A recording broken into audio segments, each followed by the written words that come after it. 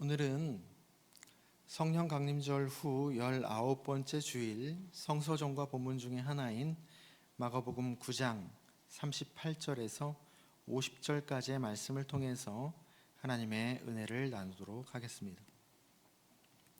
오늘 본문은 지난 주일 본문에 이어지는 말씀이죠. 지난주가 37절까지였으니까 오늘은 38절부터 50절입니다.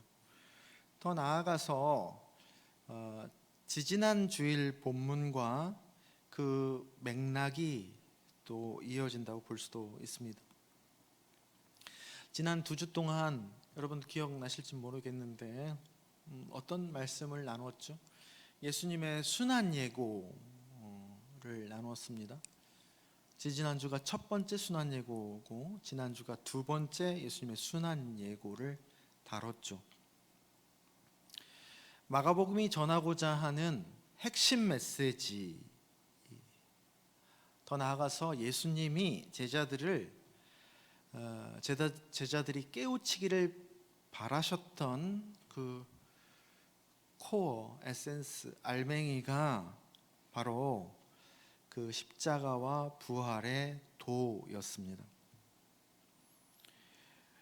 그런데 그 십자가와 부활을 전하는 그 두 번 다 제자들의 반응은 어떠했습니까? 거칠게 저항하거나 아니면 딴 데 정신이 팔려 있었죠. 지난주가 거칠게 저항한, 지난주가 딴 데 정신이 팔려 있는 모습을 보여주고 있습니다. 예수님의 멱살을 붙잡고 꾸짖지를 않나. 예수님은 그런 얘기를 하시던 말든 자기들끼리는 누가 크냐에 대한 토론을 합니다. 그럼에도 불구하고 예수님은 가르치시죠. 그래도 묵묵히 가르치십니다. 그게 참 위로가 되죠. 아마 그 과정 속에서 예수님은 아마 뒷목을 몇 번 잡으시지 않았을까 싶습니다. 그렇게 점점 깨우치시는 거예요. 가짜 자기, 거짓 자아의 환상들, 헛된 환상들을 바로 잡아 가십니다.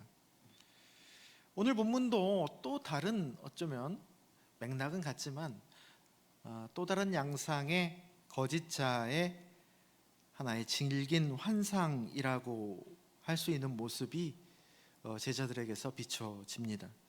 38절, 여러분들 성경을 펴시고 38절입니다. 38절을 함께 읽습니다. 요한이 예수께 여짜오되 선생님, 우리를 따르지 않는 어떤 자가 주의 이름으로 귀신을 내쫓는 것을 우리가 보고 우리를 따르지 아니함으로 금하였나이다.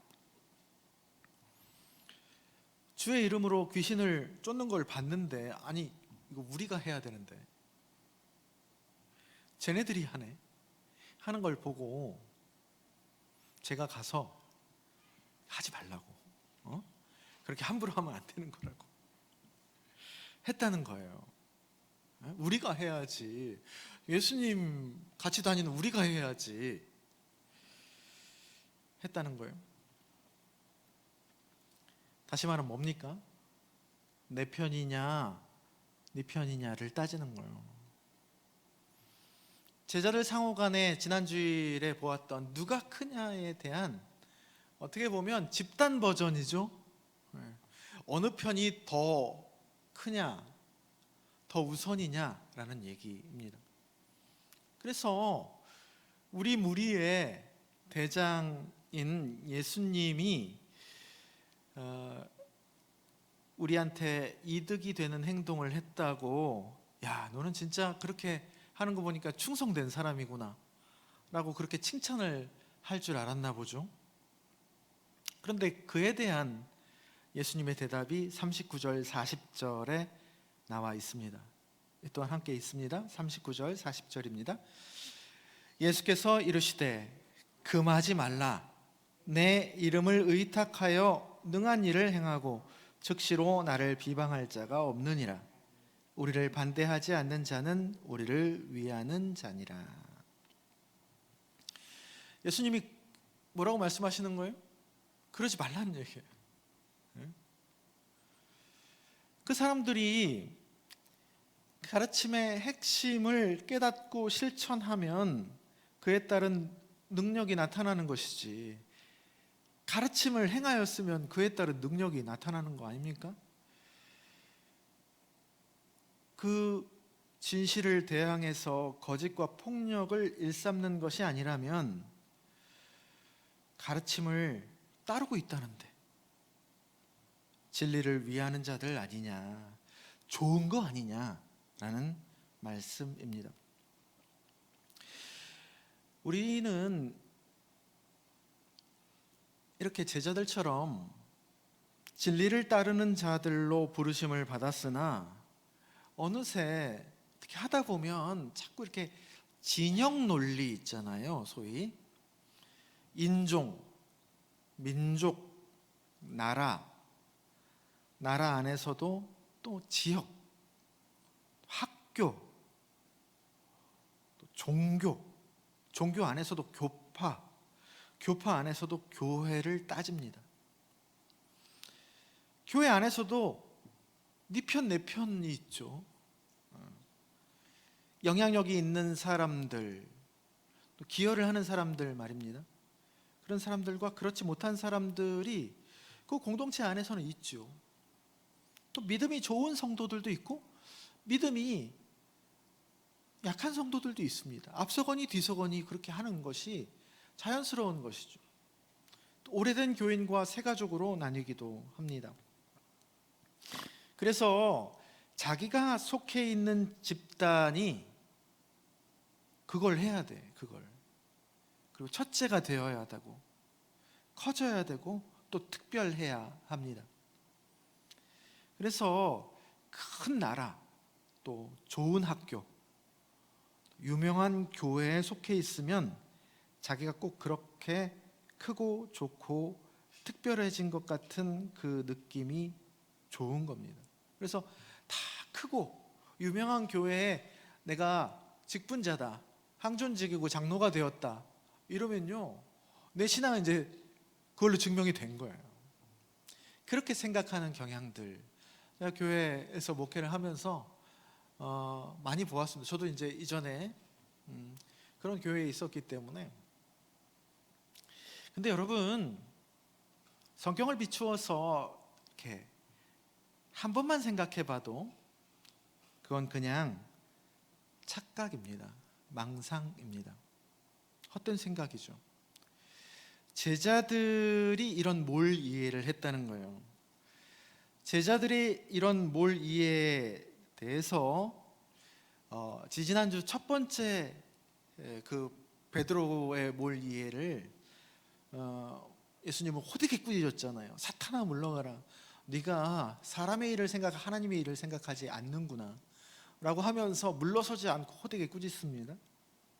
근데 이번에는 그와 달리 어떻게 보면 참 예수님이 스윗하게 제자들에게 반응하십니다. 가르치십니다. 예수님은 그렇게 이런 상황에 따라서 이런 방법들을, 냉탕과 온탕의 방법들을 번갈아 가면서 쓰시지 않나. 우리 영적 여정을 보면 예수님 표현하시는 게 참 예술이라는 생각이 듭니다. 41절, 42절을 함께 또한 읽겠습니다. 41절, 42절입니다.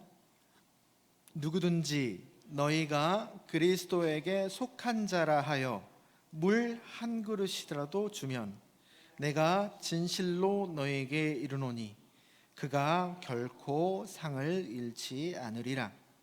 또 누구든지 나를 믿는 이 작은 자들 중 하나라도 실족하게 하면 차라리 연자 맷돌이 그 목에 매어 바다에 던져지는 것이 나으니라.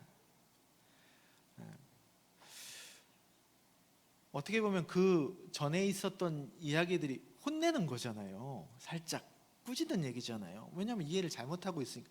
네 편 내 편이 어딨냐, 진리를 따르는 사람은 다 우리 편이지. 예. 저쪽 편이라도 그렇게 하면 좋은 것이다. 그러면서 이제 예수님의 반응인데, 예수님이 그들에게 잘해라 라는 얘기가 아니고, 내가 너희에게 너희가 그리스도에 속한 자라고, 작은 자라고 너희들에게 물 한 그릇이라도 대접하는 사람이 있다면 그는 상을 잃지 않을 것이고, 너희들에게 그렇게 함부로 하는 사람, 작다 하여 함부로 하는 사람들에게는 그를 넘어지게 하겠다라는 얘기입니다. 갑자기 대상이 바뀐 거죠. 참 이렇게 예수님이 배려 있게 스윗하게 반응을 하시는 겁니다. 오늘 구약 병행 본문을 보면 이 말씀을 더 입체적으로 받아들일 수 있습니다. 에스더 7장 1절에서 10절과 9장 20절에서 21절이 오늘 구약 병행 본문인데, 에스더의 이야기를 시간이 없어서 길게는 얘기는 못하고, 여러분 에스더 이야기는 많이들 아시죠? 그죠? 에스더가 바사, 페르시아죠. 그 당시에 최대 강대국이었던, 패권 국가였던 페르시아 제국의 왕비가 되잖아요. 에스더가 어떤 사람입니까? 어떤 민족이었죠? 포로로 끌려가가지고, 그 나라에 바벨론 시절부터 포로로 끌려가지고 나라가 바뀌긴 하지만 계속 계승된 노예 민족이잖아요. 포로 민족이잖아요. 그렇게 포로로 끌려갔다가 그냥 돌아갈 사람 돌아가고 그냥 거기에 정착한 소수 민족 출신이 글쎄 그 대제국의 왕비가 된 거예요. 그런데 이 하만이라는 자가 있었는데, 그 하만이라는 자가 그 약하고 힘없는 그 유대 민족을 자신의 정치력을 동원해서 계략으로 민족을 말살하려고 하는 것입니다. 인종청소죠. 인종청소, 제노사이드를 하려는 거죠. 그런데 그때 에스더가 결정적인 순간에 자신이 왕비가 된 것을, 나는 좋지, 영광스럽고, 그런데 그거를 여러분 민족을 위해 사용하지 않습니까? 죽음은 죽으리라 라는 유명한 말, 그 각오로 목숨을 걸고 왕에게 그 사실을 알립니다. 목숨을 건 겁니다. 그 당시에 문화로는. 결국 하만은 자신이 쳐놓은 덫에 걸려서, 자충수라고 그러죠. 그것에 걸려서 자신이 마련한 그 나무 형틀에 스스로가 매달려서 죽는 것으로 이 이야기는 끝이 나죠. 그래서 하만이 왕을 꼬드겨가지고 유대 민족을 말살하기로 한 날을 어떻게 합니까? 제비 뽑거든요. 제비. 그래서 아달월이라는 그때의 그 날짜 개념의 월 개념, 아달월을 뽑습니다. 지금으로 말하면 한 2월에서 3월 사이인데, 아달을 뽑는데 그 죽음의 시간 아니에요? 그 죽음의 시간이 결국은 어떻게 된 겁니까? 구원의 날이 되었다라는 메시지입니다. 그래서 제비 뽑다라는 단어인 부르에서 유래한 부림절을 6월절과 더불어서 양대 명절로 유대인들은 지금까지 지키고 있습니다. 이날은 에스더서에서도 나오지만은 엄청 기뻐하는 날입니다. 어느 정도 기뻐하냐면 도가 지나치도록 기뻐해도 되는, 그것이 허용되는 날입니다. 그래서 그 유대인들 지키는 거 보면요, 이날은 막 인사불성이 되도록 망가질 정도로 그렇게 자기를 놓고 즐깁니다. 그리고 또 하나, 이 불임절 때 에스더서에 보면 오늘 병행 본문 9장 20절에서 22절 나오는데, 서로에게 예물을 주고 선물을 주고 또 하나 가난한 자를 구제하는 날이기도 합니다. 이게 왜 그러냐면요, 에스더 이야기를 통해서 하나님이 뭘 얘기하고자 하시는 거냐, 네 편 내 편을 따지는 그 틈바구니에서 결국은 한 편이 이기잖아요. 강한 팀이 이깁니다. 강한 편이. 강한 민족이 이기는 거예요. 그리고 힘이 없는 약한 그룹, 소수의 무리들은 무시당하거나 기본적인 것도 묵살당하거나 아니면 존재를 없애버리려고 합니다. 그래서 그 누구보다도 하나님을 더 꽉 붙잡을 수밖에 없는 사람들이 그 약자들이죠. 몇 주 전 설교 때 말씀드렸던 아나빔들입니다. 페르시아에서 그 약하고 힘없는 소수 민족이었던 그 유대 민족이 그냥 꼼짝없이 다 전멸될 뻔한 그 상황에서 하나님은 누구 편이셨다? 하나님은 그들의 편이 되셨다. 오늘 시편 교독문이요, 여러분 124편이 그 얘기를 하고 있는 거예요.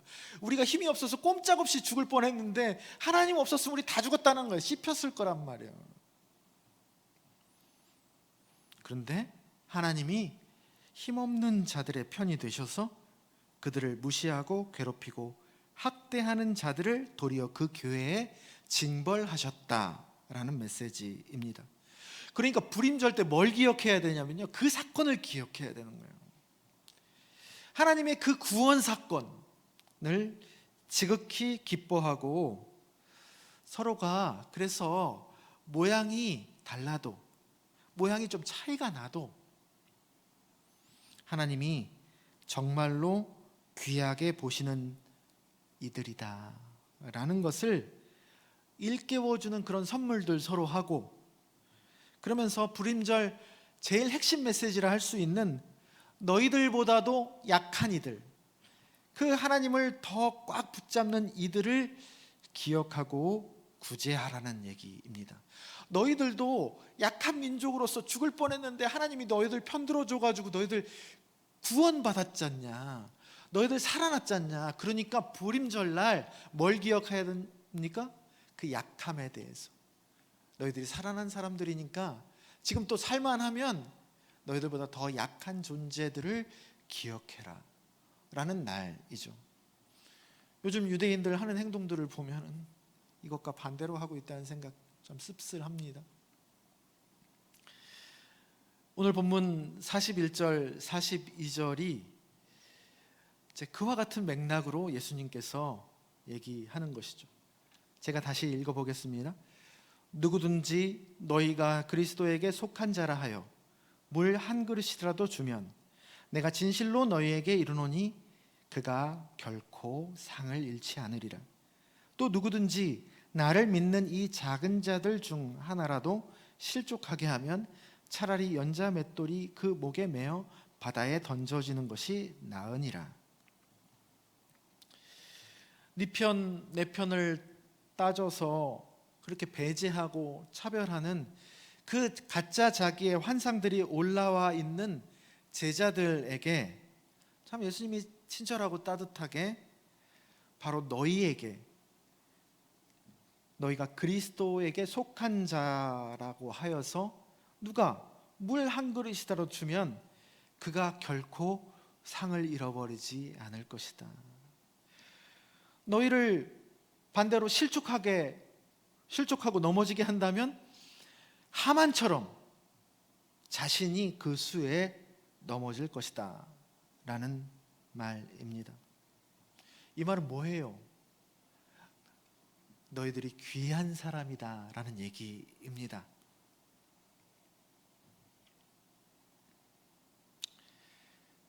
사실 제자들에게 왜 이런 얘기를 합니까?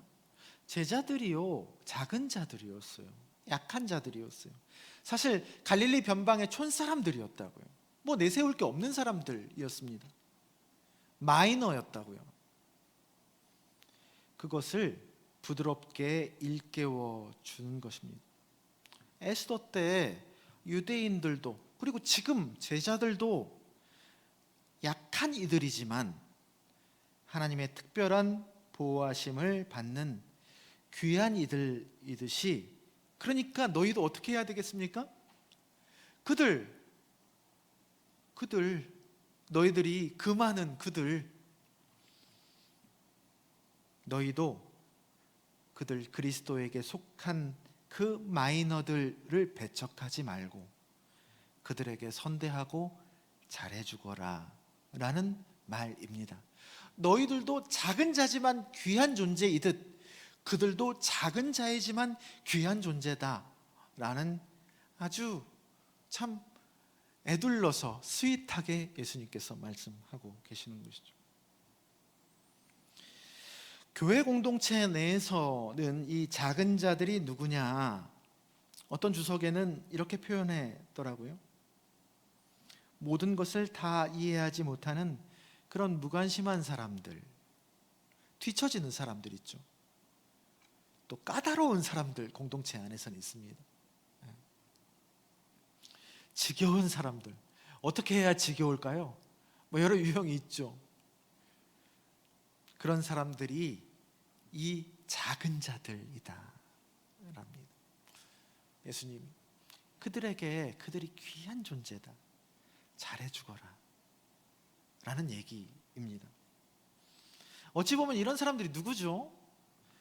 지난 3주 동안 보았던 제자들의 모습이에요. 제자들의 모습이에요. 상대적으로 좀 쓰임을 받지 못하는 분들이 공동체에는 늘 있죠. 지난 주일에 예수님 말씀하셨던 그런 어린아이들, 그리고 노인들, 가난한 이들, 몸과 마음이 힘든 분들, 하나님은 누구보다도 그들 편이시고 교회도 하나님이 그러하심을 드러내야지 교회의 본질을 행하고 있는 것이다 라는 얘기입니다.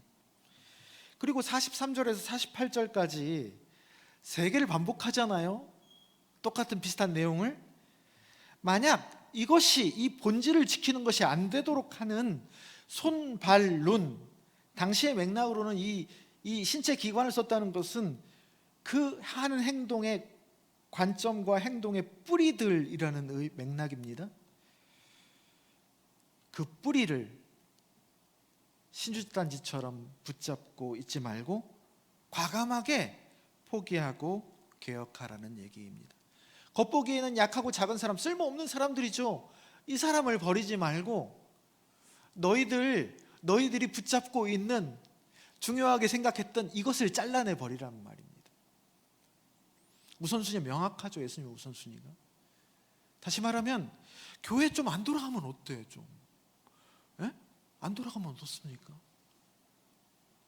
헌금이 좀 안 나오면 어떻습니까?